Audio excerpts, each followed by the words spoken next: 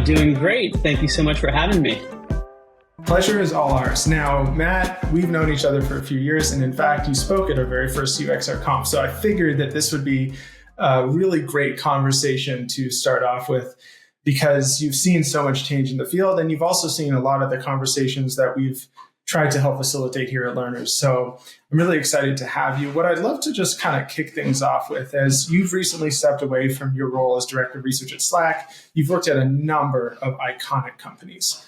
And as you've created a little bit of distance between yourself and some of the work that you've been involved in, what are kind of some of the big reflections that you have now looking back on that time that maybe are kind of percolating through your mind over the last few months? Yeah. Well, again, thanks for having me. Super excited to be here and to chat with you. And I think you phrased it well. I haven't been working for the last 5 or 6 months now. I've had the extreme privilege of taking a bit of a career break and a bit of a breather after 12 years or so working for some big tech companies in various user research roles. And man, I don't know, like with the benefit of hindsight and 6 months of relaxation, in as much as a parent of young children can be relaxed, I feel first and foremost a lot of gratitude that I got to work in technology, because I got to work in technology because I love technology. I've always loved the internet. I've always loved gadgets. This is a terrible trait that I inherited from my father. But it served me well in terms of pointing me to an industry that I find just fascinating and fun. So that's first and foremost above everything else. But yeah, I mean, I definitely have a different, perhaps slightly more jaded view of technology. I'm excited about this. This is great. Right. And also of user research that I did, when I moved to California 12 years ago to work for Facebook. And I don't know. I hope that I'm not so jaded that I'm totally negative or down on both the industry and the line of work. I don't think I am. I still have a lot of fond feelings for both. But thinking, I think a good place to start would be thinking about research specifically and the field of research and what the nature of the job looked like 12 years ago compared to what it looked like 6 months ago when I stepped away from my role at Slack. And I think it's difficult to sort of pull apart the impacts of macroeconomic shifts, the pandemic, and many other things. But when I started at Facebook, I was spending a lot of my time as a researcher out in the field, in person, traveling the country, traveling the world, and doing a lot of in-person interviewing and a lot of in-person research. And I left Slack after a 4-year run of managing a team of researchers who never left the lab, so to speak, for better or for worse. And I think we can talk about the ways in which it's both better and worse. I think that's the biggest change. I think along with that came some implications for what we were studying and what we were trying to understand.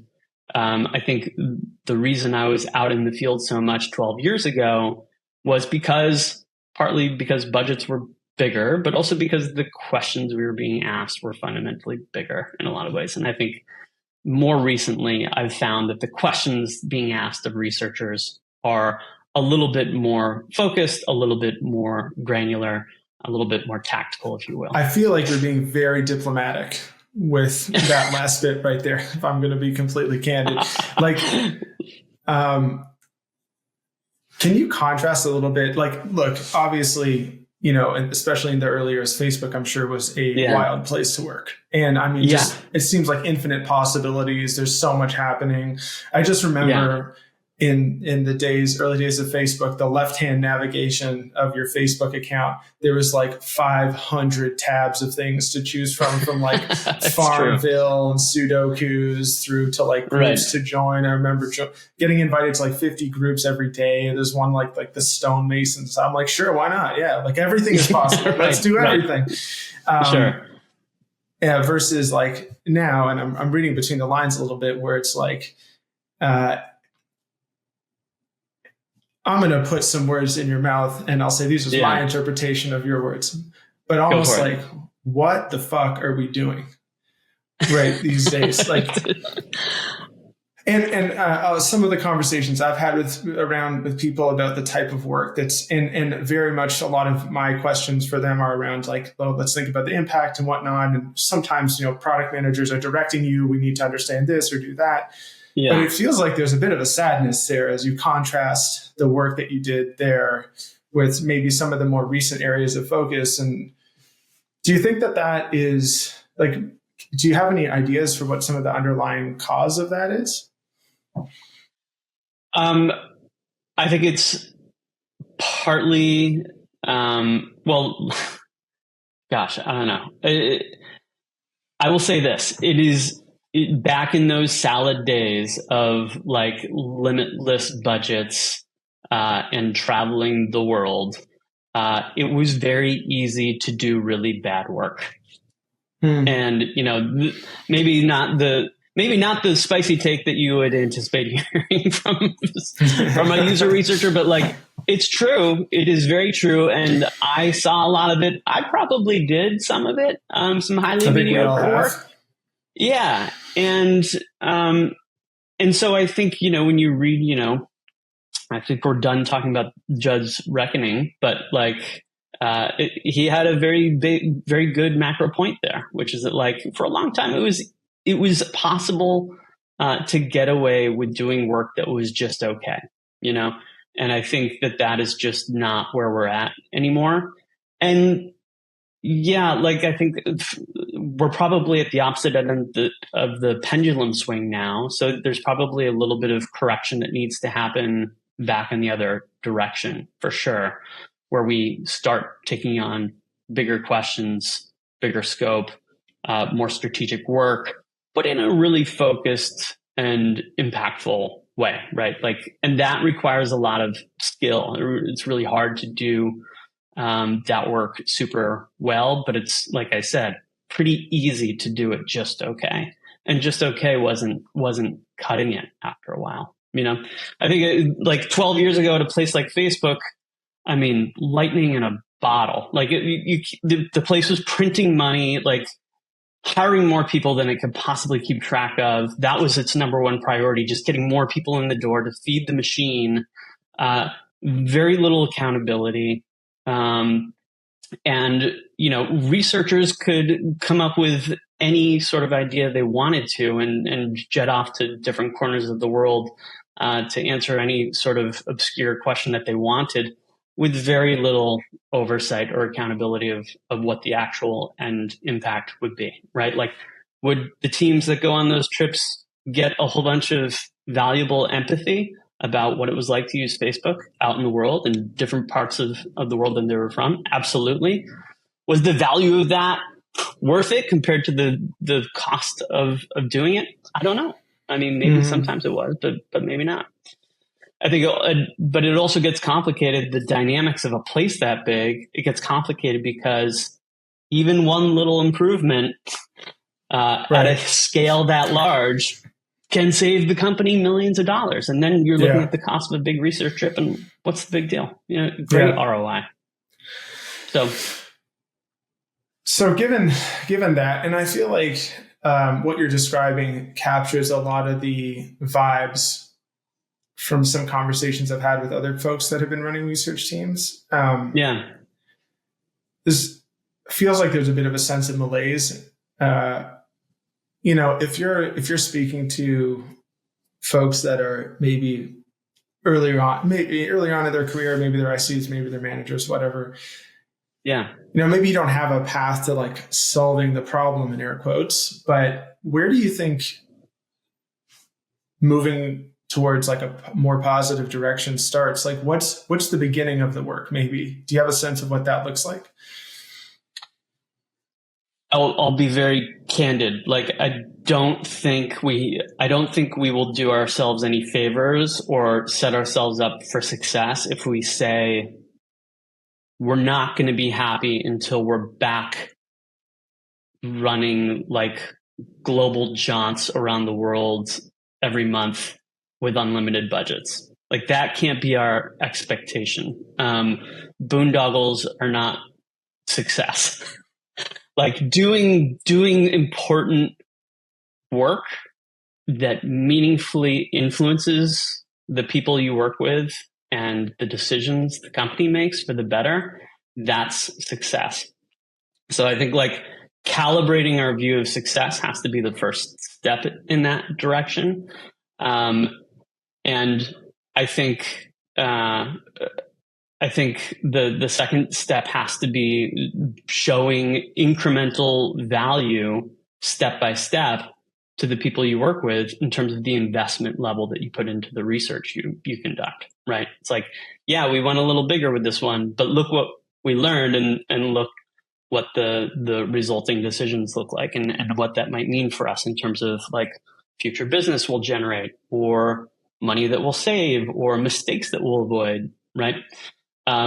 So I think it's going to be hard work, and I think that researchers need to be like ruthlessly focused on showing that, you know, the work they do is actually resulting in positive outcomes, right? What is a positive outcome? So I think this is part of the, you know, the sage wisdom of, you know, the experiences that you've had.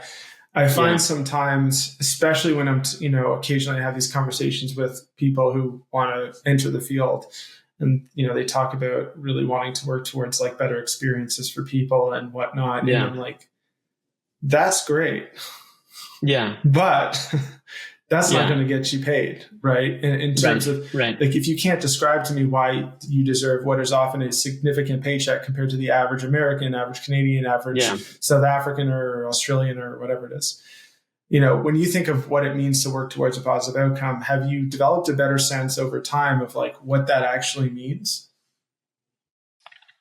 I mean, I think it has to be considered positive outcomes for the business. I don't think that necessarily means it can't also be positive outcomes for users and for people. Hopefully, more often than not, you're doing both of those things at the same time.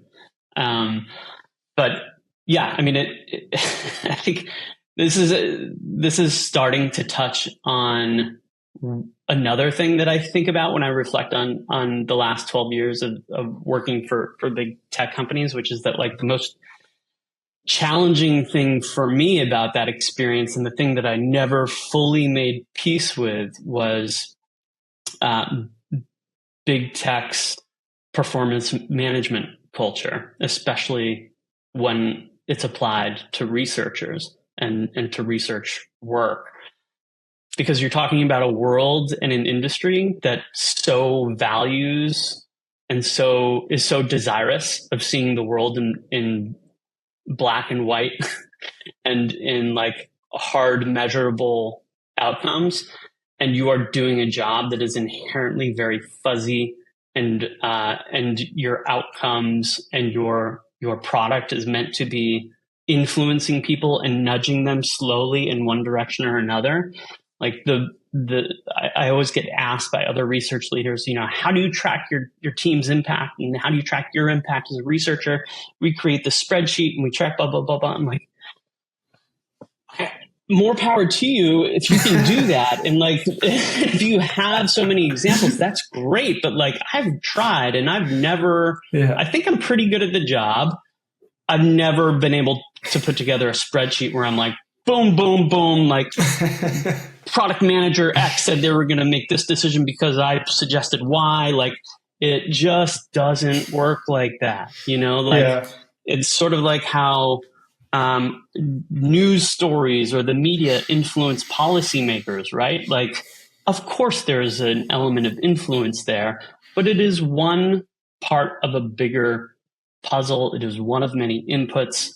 So I think there's just this fundamental mismatch between the way success is measured in this world at like the individual contributor level and the nature of the job that is just really tough to reconcile,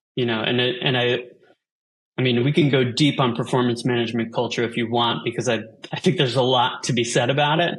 But at the highest level for user researchers, that can be a really big source of angst and a big source of anxiety, because it's really hard to draw those direct lines. Tell me, one of the things I really wanted to talk to you about as well is this idea of like progression, career growth, because I think I reflect a lot back on when I was starting my career, and the things that I've learned having talked with a bunch of folks, both who run companies and who have been senior research leaders and other things.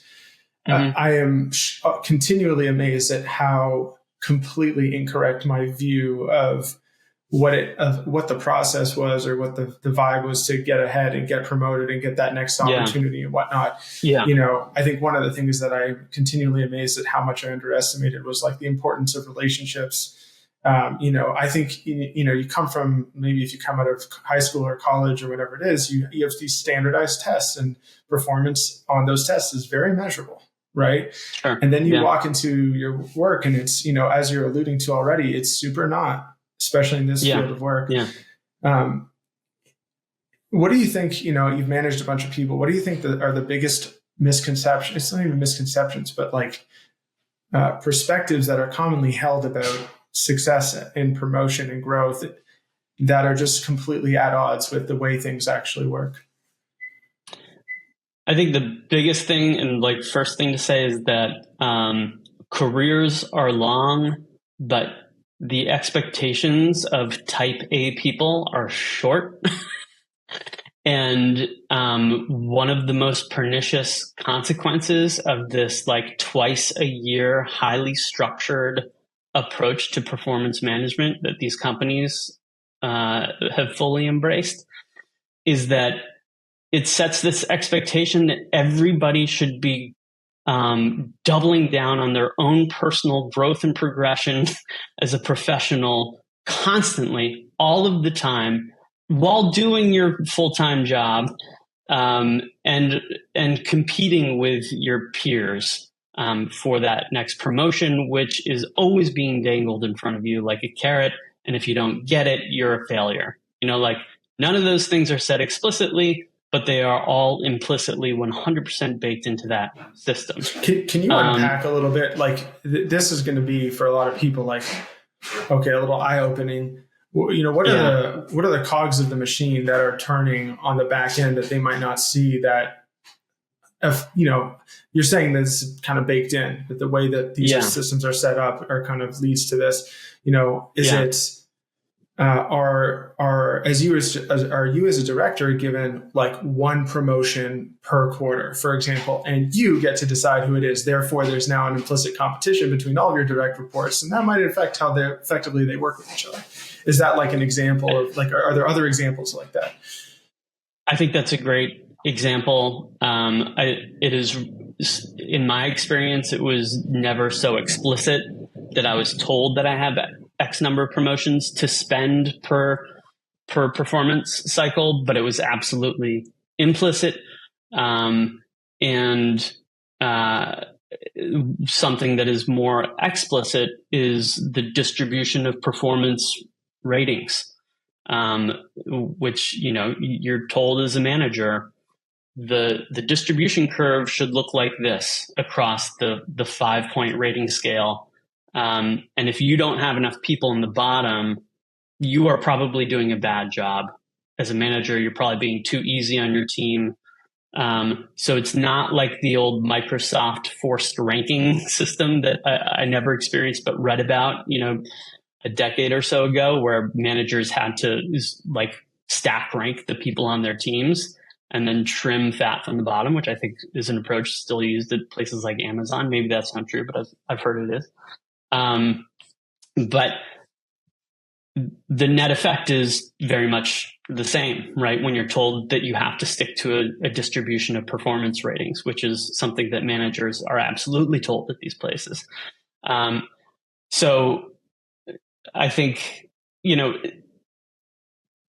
companies set these systems up with the messaging that they're designed to support your growth as a professional. I think, the more obvious reason is that they want to identify the fat that they can cut from the organization when push comes to shove, so that they can be as effective as possible and save as much money as possible. That, that's part of the way that life goes, but like it is. And that is sort of the way that maybe, they have decided that they have to run these businesses at such a large scale, but it is definitely wrapped in a bunch of flowery language about individual growth. And like the orientation is always framed as being towards growth instead of being towards like managing low performers. But really it's about managing low performers at the end of the day. I think the net effect of the flowery language and the flowery orientation and packaging about individual growth, though, is this constant pressure that it puts on people to always be, pushing the pedal to the floor and doing more than they feel like they possibly can be doing, to be learning new skills or upping their skills constantly in a way that we don't expect from other professionals in other industries or fields. And it really does grind people down. And I think the vast majority of frustration and angst among people working in user research roles in tech that I've observed over the last 12 years was a direct outcome of how these companies do performance management. It's painful stuff. Yeah. So as we think about how to respond to these realities, right? And I think all of this, obviously all this became so much more acute over the last 2 years, where it was, to your point, there was a lot of flowery language from 2020 to 2022 when everybody wanted to add the next 500 people to their team. And then, as priorities shift, they all shift at the same time. Yeah. It's just not a very nice, what's the word? Swinging back and forth effect. Is if you're speaking back to let's say younger Matt, you're in year 2 or year 4, right? And you're trying to manage these expectations, these feelings, maybe you're working, maybe you're not, what's the high level advice that you would give to somebody in that situation around okay, you want a career in this space? Great. Here's how we move forward. And here's how you give yourself the best chance. I think the journey that I went on as an IC researcher was learning to zoom out and to view my career as a long, multi-decade process. Like I want to be doing this work for a long time.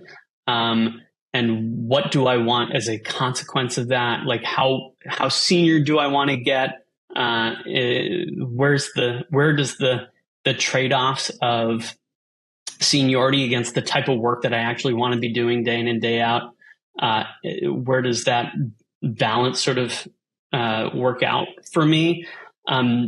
Because I was definitely I was definitely impacted by sort of the push to always be growing and advancing to that next level. And I had definitely internalized the notion that if I wasn't getting promoted, if I wasn't becoming a manager who was on track to become a director, who was on track to become a VP, blah, blah, blah, blah, blah, then I wasn't going about things the right way. And I think a much healthier mindset is, are you happy in your job? Do you feel well compensated? Would you be happy if you had no awareness of other people's career trajectories around you, would you be happy to do this work for this salary for the rest of your career?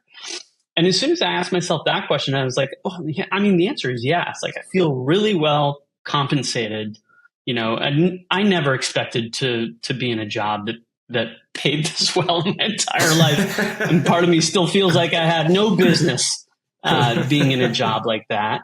And the work itself is really cool, and I get to have proximity to the stuff that I find fascinating and interesting. So what a gift that is. And as soon as I was able to sort of shift my mindset in that direction and say, like, okay, like, look, I'm content.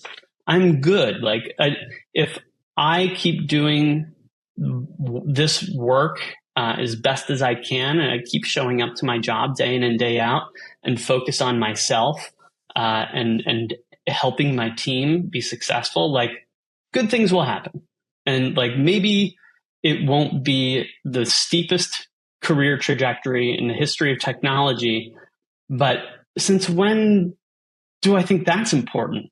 Oh, since people started telling me it was super important every 6 months, and they would gather 360, feedback about me and sit me down to tell me all of my strengths and weaknesses, So I think it takes a lot of active work to break out of that mindset that gets imposed on you, to really make peace with your own sort of place in your career. But once you do that, it's a much better place to be. I love that. I want to cut here to something that you said oh my God, maybe 7 years ago. Matt, tell me it's not 7 years. It could very well be 7. Holy crap. We're gonna cut this little clip in from your talk in 2018 where you're talking about research leadership right here. This is the reality of how research does its thing, right? We are a peer function to all these other teams focused on a singular goal. That's right. And in fact, we're so well positioned here. Like, think about it. Boom. Oh, how do you like that? Now's the time. Oops. Now take a picture. But think about it, right? Like, this statement, I think, would be totally non-controversial to any of your peers. I also think that the second statement would be totally non-controversial. I mean, think about it. Like, cycle through the core competencies of all of your partners if you're a researcher. Who among them has a more informed perspective on what your users need than you do? So we're well positioned to lead. That's great. But what does leadership actually look like? So Matt, reflecting back on these words where you're talking about, hey, maybe research should be taking more of a leadership role in these companies. I think that it was a really kind of, it's something that I really don't think anyone in the field had ever articulated before, right? That maybe we had that potential within us. And I think it was really inspiring at the time. I certainly felt that way. I was like, whoa, that's really cool. And now X number of years have passed. And obviously, like, the number of people that are in the field has grown dramatically. I think the number of leadership positions in terms of like just what director, senior director have grown quite a bit as well. Mm-hmm. And yet I feel like we haven't made that much progress towards that. Yeah. And I'm wondering if you feel the same. And if you do, why? I think that talk I gave would be so different if I were to give it today. There are a couple things that come to mind when I think about that talk. I was saying two different things and trying to wrap them into one. And I think one of those things I still agree with, one I don't. And so like, one thing that I was saying as part of that talk was expressing the chip on my shoulder that I had always had about research reporting up to design and trying to call that into question and question the sanctity of that relationship a little bit. And and say like, no, screw that. Like we don't need those people. What we do is totally different. Like let's own those differences and lean into being a standalone discipline, and let like reporting to design equals bad. I don't think that anymore. It just, where I'm at now, again, here comes like the jadedness of like working in big tech for the last 12 years or whatever. But like at the end of the day, it just doesn't matter. It doesn't matter who you report to. Everybody reports to someone. Even your CEO reports to the board. The board reports to the shareholders. Like everybody's accountable to someone. And it's not always a person who does the same type of work you do. It just doesn't work that way. And that's fine. It's okay.